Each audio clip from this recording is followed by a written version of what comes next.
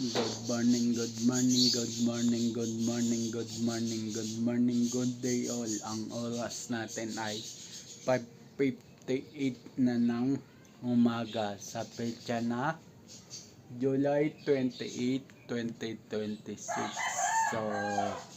So yung mga katambay, day 14 na ng aking pag-walking. So, ayun. At abangan nyo ko sa place ng aking pag-walking. Dito uli ko mga katambay at yun mag-walking na ako. Start ng walking.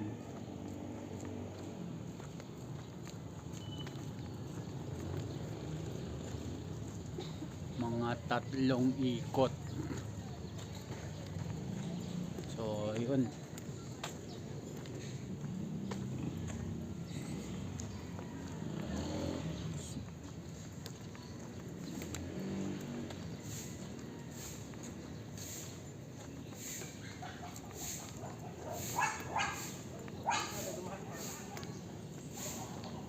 So yun mga katambay,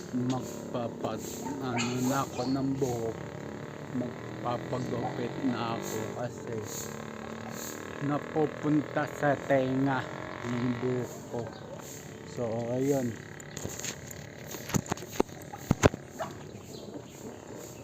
So yun mga katambay.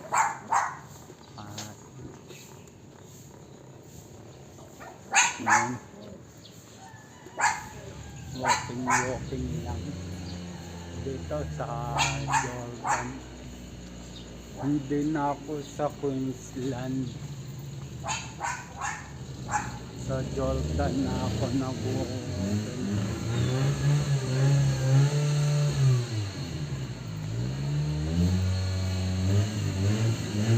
So ayun.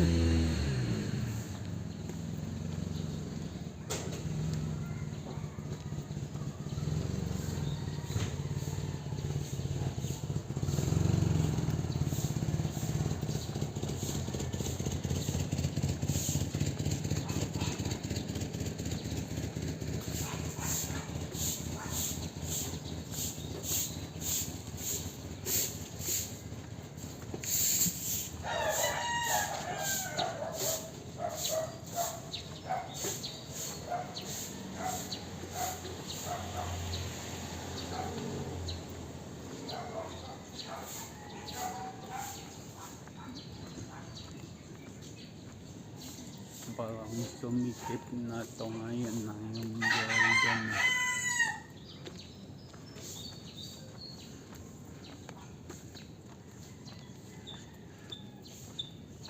Parang sumikip.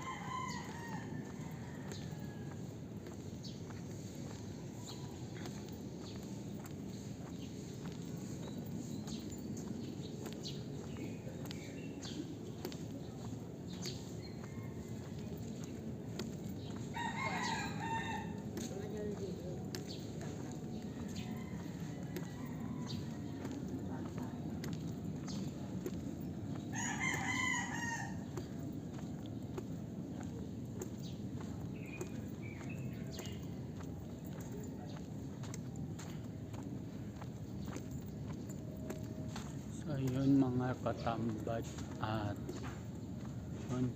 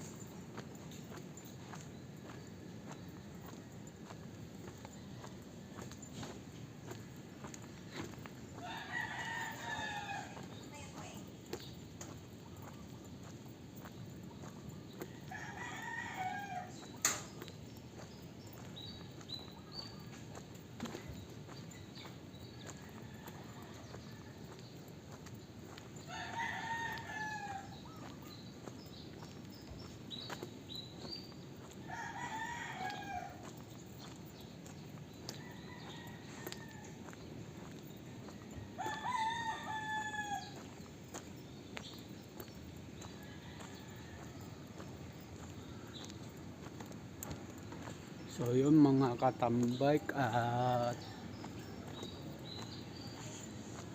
dito na ako sa baba ng Jordan. Yan, dito sa mga pamangkin ko na ewan ko kung kilala ko, malamang hindi na ako kilala ng mga to, pero but anyway okay lang yan.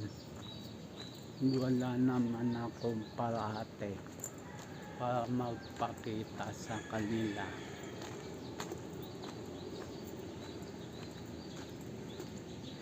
So yun, yung iba hindi na ako kilala, yung iba hindi na ako kinikilala.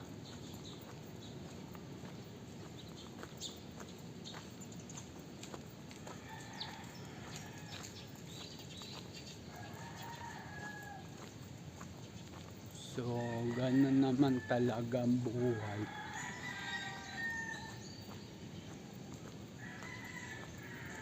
Ang dati nga ang mindset ko nga, pagka mild autism ka, hindi ka kikilalanin ng ibang kaanak mo na bilang tiyuhin, bilang lolo. Pero mali yun, mali ang mindset na yun. Doon ko na pagtanto na mali ang mindset ko na yun.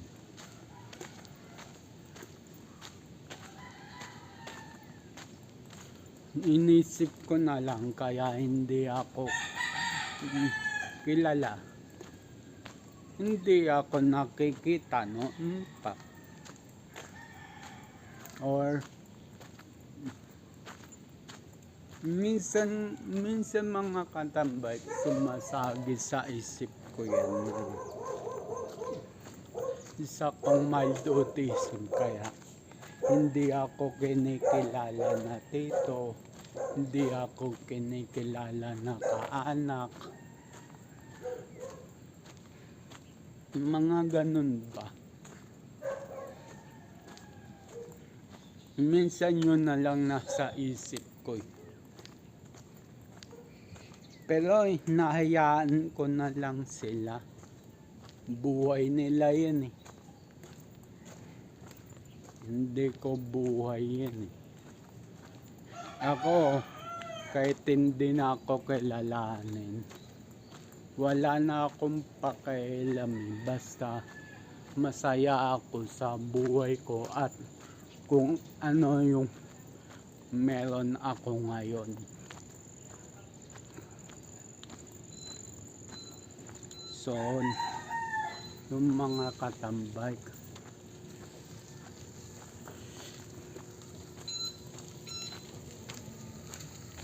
nakakatulong sa akin mag-walking mag-isa para ma-relax yung utak ko,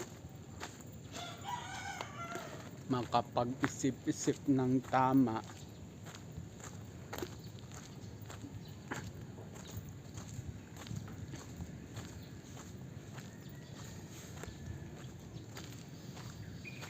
At makalanghap ng sariwang hangin. Although dito sa atin, aminin ko naman na walang ganong sariwang hangin.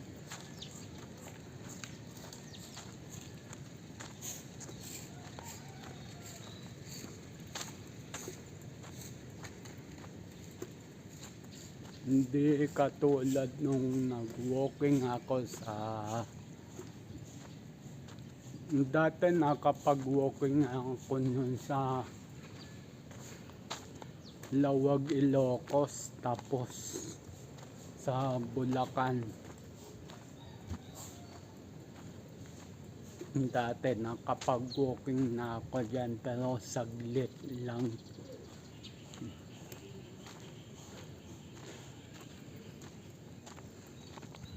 So yun mga katambike, At pagkakakwentuhan ko kayo ngayon, hindi ko ramdam ang awit ko.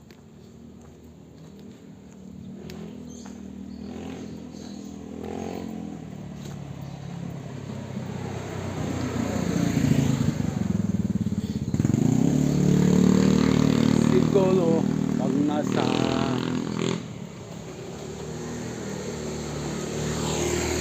nilipat na kasi ko ng Caloocan, pag nandun na ako sa Camarin, Caloocan, mag-iiba lahat sa akin dun. Yung environment, yung pag-walking ko ng ganito, yung ibang mga gamit ko maaalis kasi hindi naman ganun kalakihan yung bahay ko dun. Although malaki siyang konti, pero hindi pa tapos yung second floor. So ako, nalulungkot din mga katambay. Wala akong magagawa, hindi ko bahay ito eh. Bahay ng nanay ko to eh. Tapos yun nga,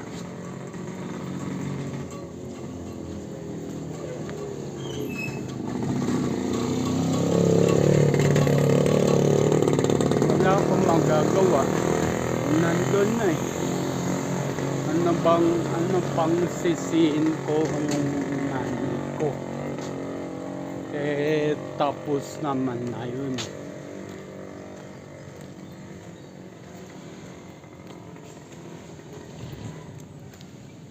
Hindi ko naman sinasabi mga katambay nung naghiwala yung parents ko. Naging ganun kagabi yung sitwasyon namin.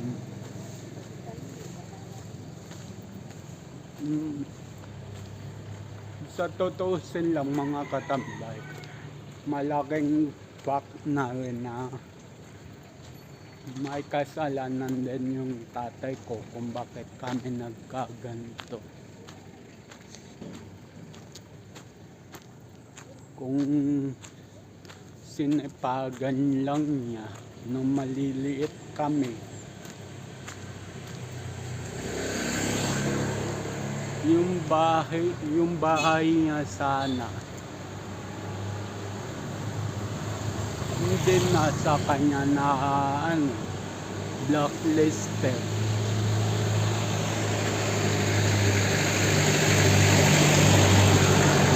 Kasi sa totoo lang mga katambay, yung bahay namin ngayon, yung bahay namin tinitira ngayon, sa Pag-ibig yan eh.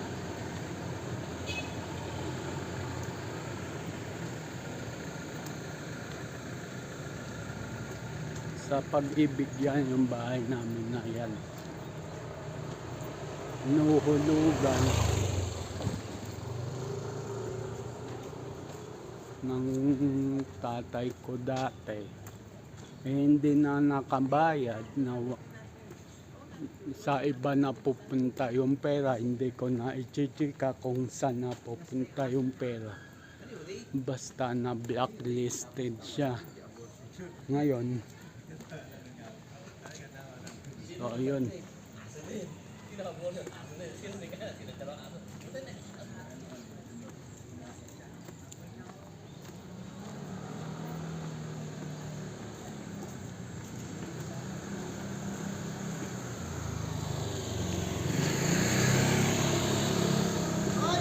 nagpa-vlog ka na. so yun mga katambay, nung na-blacklisted tatay ko sa Pag-ibig, ay, pinapadala na kami ng sobre. Kumbaga, dati, sa salba ng nanay ko, tsaka ng kapatid ko. Salamat sa mother ko, tsaka sa brother ko. Sila nag-initiate. Ngayon, yung kapatid ko, sa kanya na pinangalan yung bahay. And then yung nanay ko, siya na patuloy na naghuhulog. So, yun. At ngayon, makakalungkot man isipin na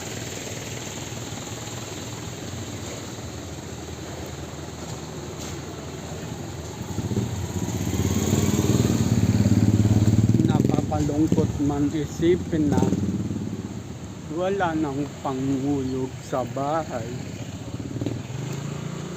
Kaya mapipilitan kaming ibenta yung bahay.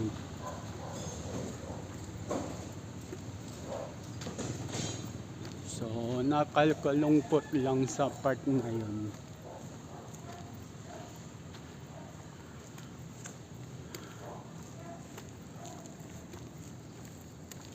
Sabi ko nga mga katambay, kung may permanenteng trabaho lang ako, isesettle ko yan. Aayusin ko yan. So,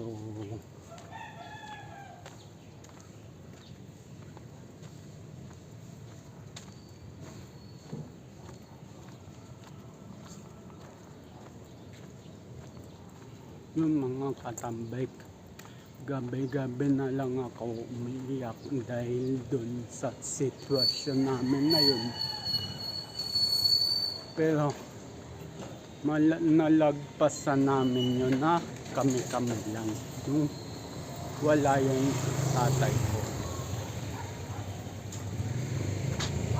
So, ayun. At malapit na ako sa finish. Ay, hindi pa finish.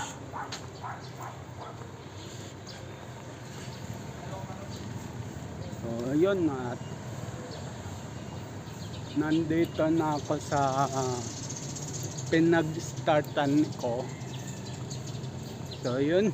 At itutuloy ko na lang to. Tapos na yung ikot 1.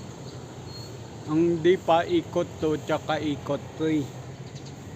So yun. At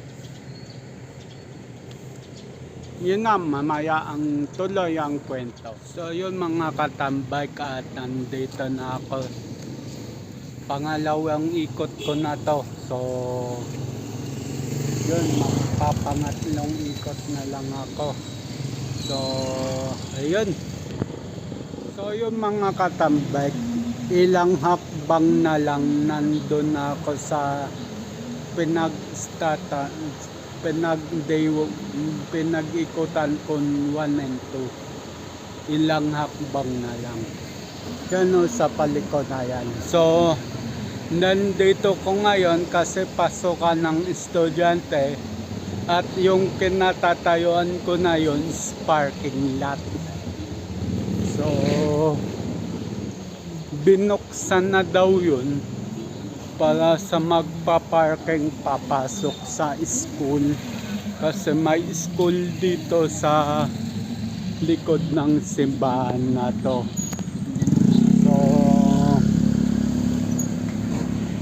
ayun, yun yung pinag-anuhan ko, parking lot kasi yun. So ayun, tapos na ako mag-walking.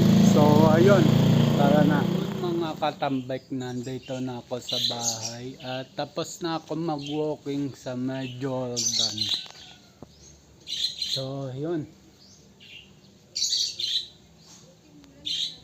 hindi na ako nagwo-walking dito kasi alam nyo na ang daming dinamita. So yun. At Minsan pa nga mga katambay na biktima ako ng dinamitay. Talagang laba ako ng sapatos eh.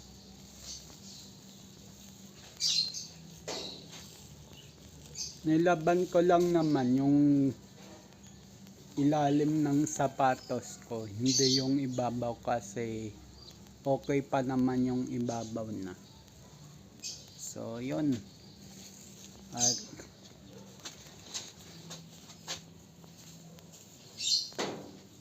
yun, bumili pala ako ng makakain ko. So ayun. So yun mga katambay, at papasok na ako.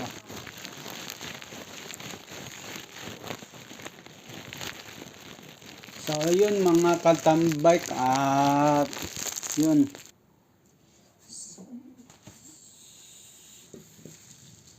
So yun mga katambay, at yun.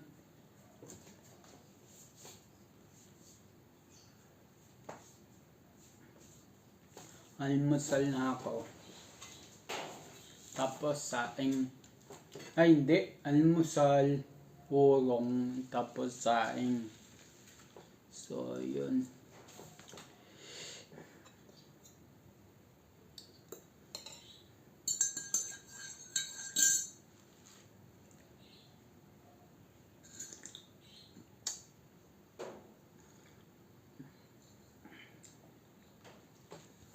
So yun mga katambay, at yun nga. Yung pang day 3 ko kasi na walking, ay yung pang day 3 tuloy. Yung pang 3 laps kong at final walking. Hindi na ako doon sa pwesto ko ng hindi na ako doon sa pwesto na yon dahil parking lot ngayon, binuksan na yung gate doon. Kasi parking lot sa mga nag-aaral sa school, sa Nanang Buhay. So doon sila nagpa-parking. So yun, kaya nag-iba ako ng awkward naman kung parkingan, makukunan ko pa ng video yung mga sasakyan nandun, mga motor nandun. Yung laps 2 nga, meron ng mga dumadating estudyante. Laps 1 wala pa. Laps 2 meron na. Laps 3 marami na, kaya sa iba ako na video. So yun, paliko lang naman yun, at malapit pagkaliko mo doon na yung pinagpwestuhan ko ng laps 1 tsaka laps 2. So mga 5 hakbang na lang. So yun.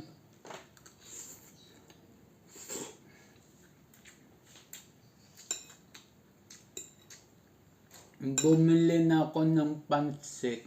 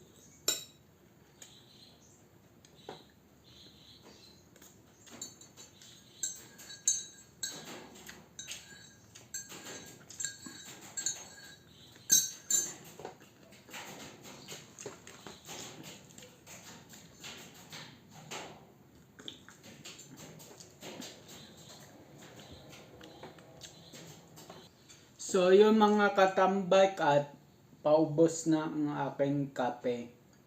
So yun. So yun, ubos na ang aking kape. And then, busin ko na lang tong aking pansit.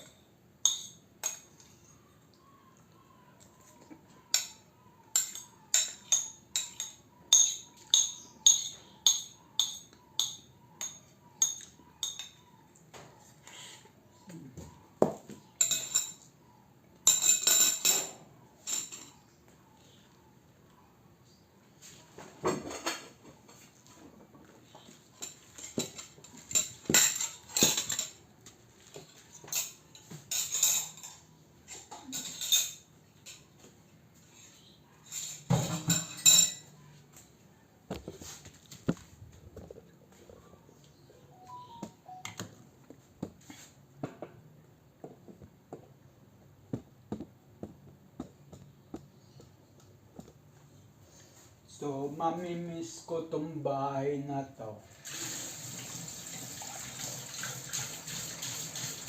Ayoko man umalis. Pero kailangan.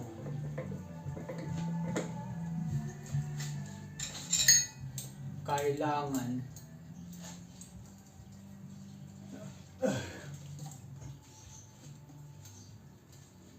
Mamimiss ko tong kulitan.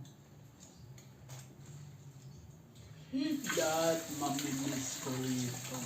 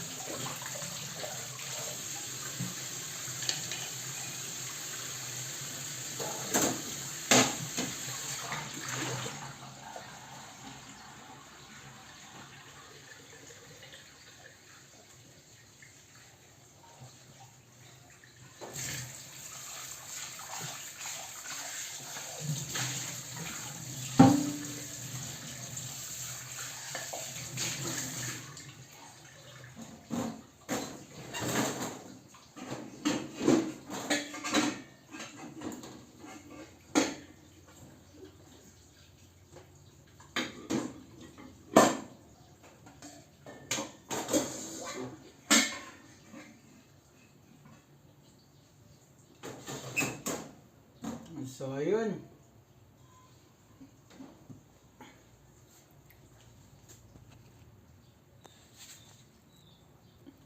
So, yun mga katambak at magsasaing na ako.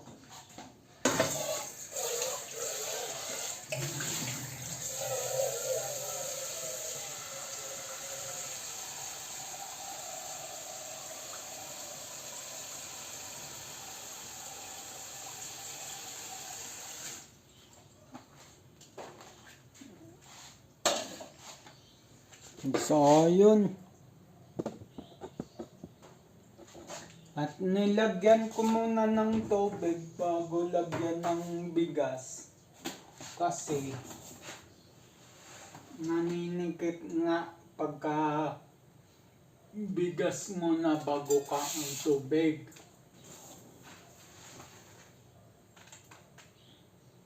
So, ginagawa ko, ayan, may lumutang. So, ginagawa ko, tubig muna bago bigas. Para makikita mo na kagad yung mga dumi na maglulutangan. So, ganun ang technique ko para konti na lang aalisin ko na dumi, lilinisan. Kasi aminado naman tayong lahat, yung bigas. May mga parteng madumi, may parteng may palay pa.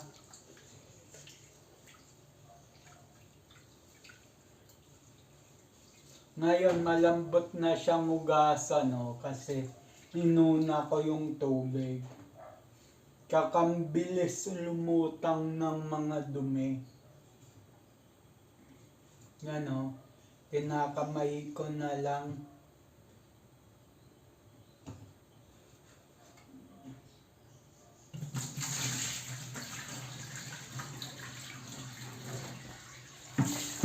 So, pangalawang hugas ito.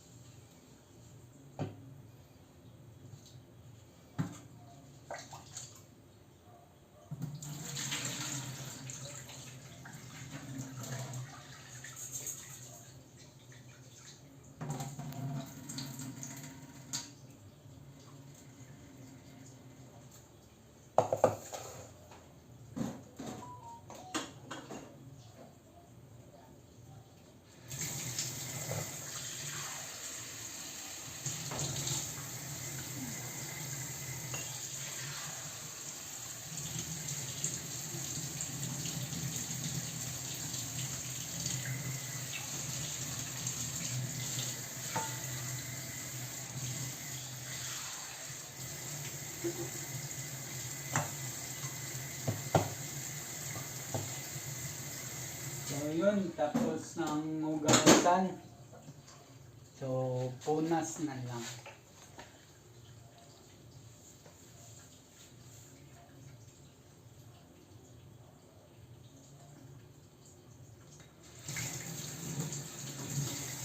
So, yun.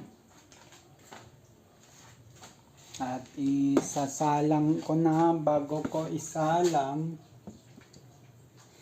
Lagyan ko muna ng vinegar.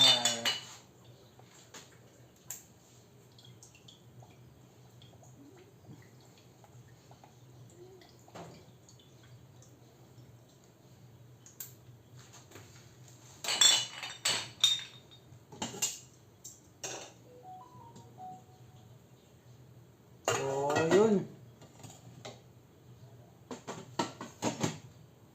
At hindi ko na mapapakita sa inyo mga katambay ko yung pagkain ko ng tanghalian.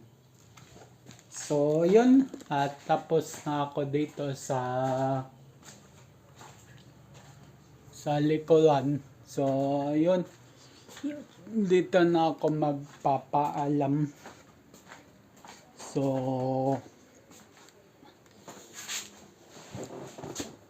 ayun, ang oras natin ay 8:15 na ng umaga sa petsa na July 28, 2026. So, yun. At abang na lang sa next vlog, next upload. Just always keep safe. God bless. And then, bye-bye. Matthew 21 verse 22, pray, believe, receive. At Luke 18 verse 1, always pray and never give up. Yung sa Luke 18 verse 1, always pray and never give up. Lagi kang magdasal at huwag kalimutan magdasal. At kahit anuman unos o pagsubok sa buhay, wag natin susukuan, laban lang at iwas sa mga negative vibes. So, ayun, at bye-bye.